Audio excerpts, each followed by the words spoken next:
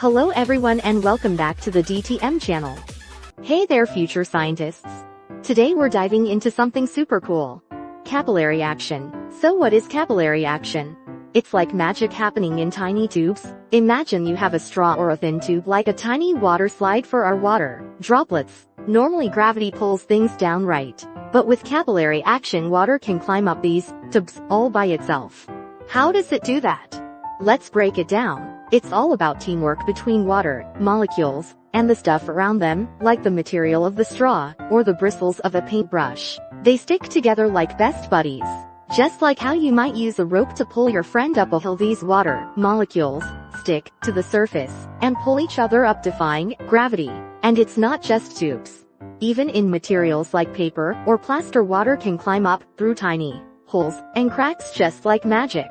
This super cool trick happens all over nature too, like in plants where roots slurp up water using capillary action to stay hydrated. And it's not just plants. Animals like us have capillary action happening in our blood vessels to keep our bodies working smoothly. So next time you see a straw or a plant, remember the secret magic of capillary action happening all around us. Thanks for joining me on this awesome adventure into the world of science. Stay curious and keep exploring. Bye, Mom. We'll be back soon.